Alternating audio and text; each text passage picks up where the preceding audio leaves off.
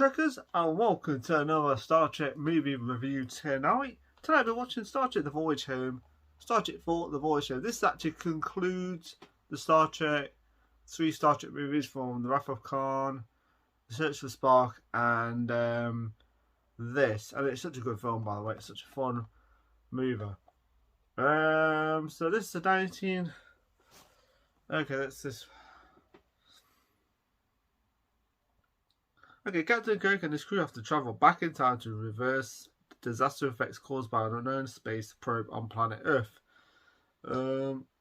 This is such a fun movie. It's that more lighter Star Trek movie. 1986 science fiction film. It completes the story arc began in Star Trek The Wrath of Khan and continued in The Search for Spock, intent on returning to Earth to face a trial for their actions on the previous film. The former crew of the USS Enterprise find the planet in danger from an alien probe attempting to contact now or extinct humpback whales. The crew travel back to the past, find whales who can answer the probe's call. Starring William Shatner, Leonard Nimoy, and the rest of the George Takei, James Durham, DeForest Kelly, Walter Koenig, Nicola Nichols, and Catherine Hicks. Yeah, I'll just check Catherine Hicks out. She still looks great, actually. She's still looking. 2005, she still looks good. So it's directed by Leonard Nimoy, who does a great job. By the way, he's in the film and they direct it at the same time. He does a fantastic job. He does. But he's in the film. He's great. He does a really... I just like the film. In 2286, an enormous cylindrical probe moves through space, sending out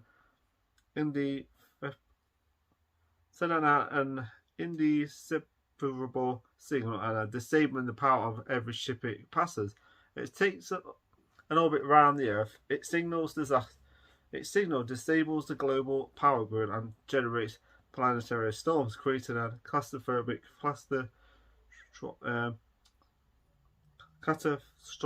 sun-blocking clouds cover. Starfleet Command send out planetary distress and warns all space-faring vessels not to approach Earth.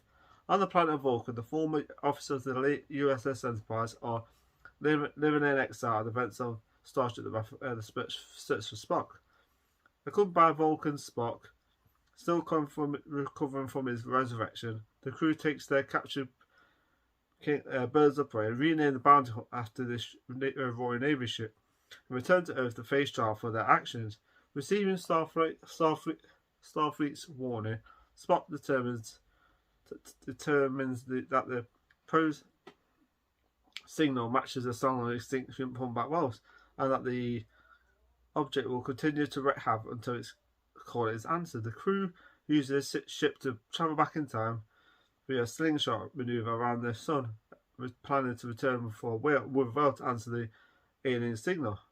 Arriving in 1986, the crew finds their ship's power drained by the time-travelling maneuver, hiding the bounty in San Francisco's Golden Gate Park using its cloaking device. The crew split up to accomplish several tasks.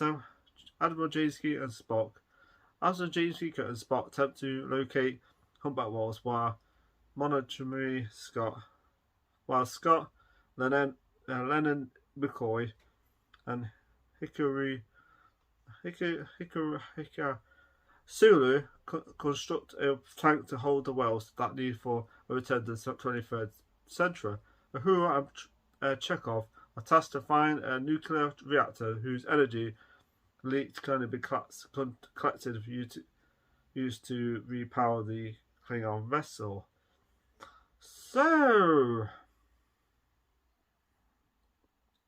anyway, great movie, absolutely. So anyway, at the beginning of this film, they have to face trial, of course, after what happened with the bird of prey and the Search for Spock, of course. This film, you see this like probe thing. It looks like a kind of like alien life form. It's some kind of alien life form or something. Some probe. That's what I call this. Anyway, at the beginning of the film, you see this probe and it comes along and it starts to disable the ships and stuff like that. And then it starts to just had an effect on the space station and the Earth. Of course, the Earth starts to go a bit crazy with the weather and stuff like that after when it comes closer. Of course, Captain Kirk and all are on the Vulcan planet, ready to face the trial. And so when they go back to Earth, they have to freaking, answer. They have to go on there. They have to go back to Earth, of course, after what happened on Surface of Spock.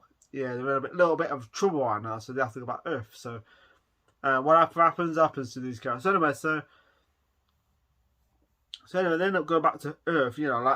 Travel back to Earth, and they get a signal from the station from Starfleet that they not to come too close because they've got because there's this probe that are affecting their signal and everything. So if they get too close, that's it.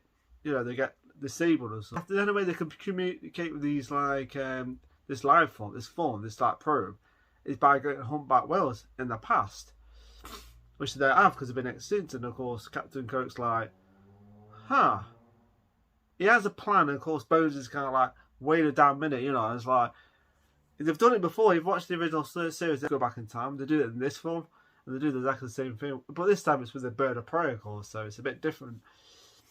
So anyway, they decide to go back to 1986. And so when they end up going there, they end up landing in the park. And then they find out where two humpback whales are. And of course, certain characters doing their search. So Sulu's trying to get a helicopter. He's doing his mission. Each character gets their mission to do certain things. So they have to get these glass and they have to get something for the whales to put the whales in. And of course, Sulu has to get a helicopter and stuff. Scott has to get glass to finger, and of course, Chekhov and Uhura have to go to the find out. Of course, they have to get something for the power for the ship because it's been drained by the time traveling. So they have to do that. They have to go to find the nuclear. They both have to find a nuclear reactor for the ship to travel back to because the ship's a little bit because it won't be able to get back back to Earth in their their freaking time. They end up at the aircraft carrier, of course, and they end up collecting the power for the ship. Of course, problem is Chekhov gets injured, gets chased around the ship, and he gets injured and put in hospital, and of course, they're one man down, and of course he's going to end up dying. They find out he's going to end up, so they have to find a way to go to the hospital and somehow get him out.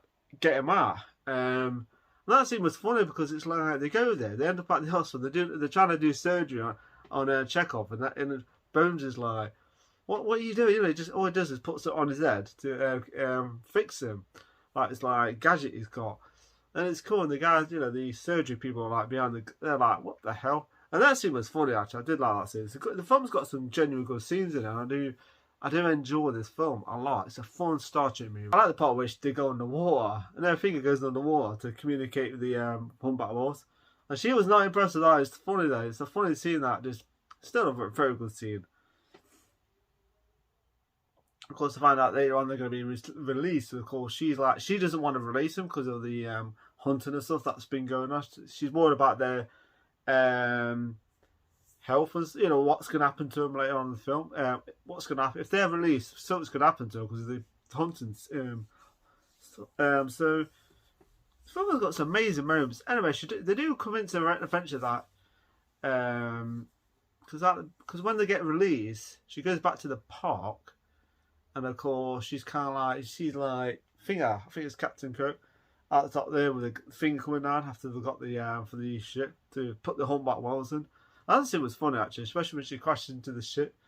Because it's invisible, it's closed. It's got some great. This film's probably the funniest Star Trek film. It's genuinely funny. It's got some great lines, dialogue. The effects, the humpback whale effects are great. I love that. Because I want to watch the making of the movie. It's weird that the effects that they look real. Remember, because still people complaining because if they thought it was real humpback whales, and when you watch it, it's actually pretty clever the way they did it. Because they do look kind of real when you watch it. You're going to think, oh, like humpback. People actually thought it was real humpback whales. So anyway, but yeah, I really enjoyed this movie. There's a lot of great scenes, especially the part where they're on the freaking bus, and that freaking punk rocker guy's like singing and not just doing that, screw, and it just gives them the finger. Like, I just think it's funny. Yeah, it's just great, and that scene was funny, especially when Spot does that and not so much. Just when he turns the music, radio off. It's that scene was funny. Or the scene with the glasses where they have to make money, and Captain goes to this guy and goes to this like shop where he sells these glasses for $100. So, and of course, that scene was funny because he sells the glasses, they all get the money, and when they do release the wells, you've got the tracking device. Of course, the woman in it, and again, Taylor wants to go with him. I like the part where she like jumps at Kirk when they're about to try to teleport, and she goes with him. And I say it was good. And then they find out where the wells are by the tracking device they got. And of course, you see these like whaling ships going to their direction. I like the part where they shoot the finger and it hits the ship. It's just a good scene because it's like back off, like back off. It's a good scene. So that's what happens then. And of course, like I said, it's like a 2-hour film. I'm not going to explain everything in the whole film, but yeah, I love the performance too. I like there's a lot of scenes that are great in this film. Just the humour's great, and so anyway, so the whales get released. They've got the glass, they've got the helicopter, of course. But the problem is after when they've rescued Chekhov, I like the part with it escaping the teleport. It's pretty funny. So when they're on when they've got to find the whales, they're beaming the whales onto the ship. And of course, then they've got to go back through time to the freaking present, future, really. When they're not going to the future, the ship like lands into the water in the San Francisco, and that scene was good. Where the scene I think the scene was really well done. Where Captain Kirk swimming at the bottom, and that's actually William Shatner doing that. So that's pretty cool the way they did that. So they released it, and that last part was really cool. When you see the whales being released, it's fantastic. And of course, there we are. And then of course, and then they're back up. Then they're on trial. Yeah, right at the end of the film, the Enterprise crew are on judgment before the Federation cancel. Of course, after what they did, saving the planet, they actually, of course, anyway, so they acknowledge what they did to save the planet. Of course, it works in their favour. And of course, Captain Kirk is back to being captain again. Taylor, she gets her own ship, and thing is, you don't see him after that. You don't see him meeting each other after that. It's just like, we'll see you. I'll see you again one day. So, and yeah, he gets demoted to captain again instead of admiral. He's captain again, and he's happy with that. He's not like, it could have been a lot worse. So they get at the end of the film. I like the part where they actually get the Enterprise back again. I do like that. The visual effects. I love this ship. I love that. And yeah, this is a beautiful ship, It's just a great looking ship, and it's nice to see it again in the film. Because in number 3, it gets blown up, and then this one, it's just there again. You get like a new ship. I mean, it didn't take them long to build it, that's for sure. But yeah, it's good to see the Enterprise. Them going, when the ship, you see the Excelsior, and the ship's just going over like that. It's just awesome, because they think they're going to get the Excelsior.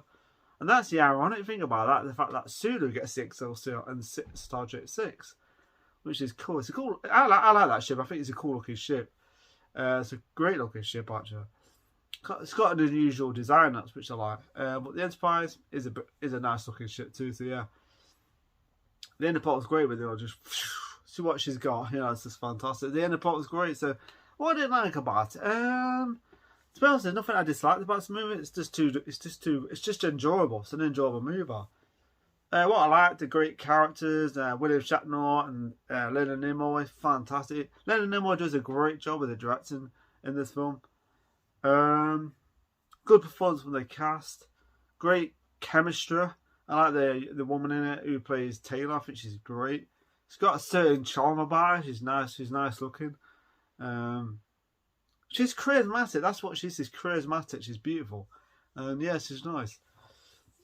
And I love the effects and the practical effects used in this film. Really good. And I think about it, it's just the music too. The music's great. I love the humour. The humour's great. So yeah. So the rate we're going to give Star Trek The Voyage Home is a 4 out of 5. I liked it. 4 out of 5 for Star Trek The Voyage Home. Really good film. And also, So anyway, people, I'm going to go off now for a bit. Remember to subscribe to my channel. Have a nice day, have a nice week. Take a look after yourself, and be up, Scotty. Thank you for watching.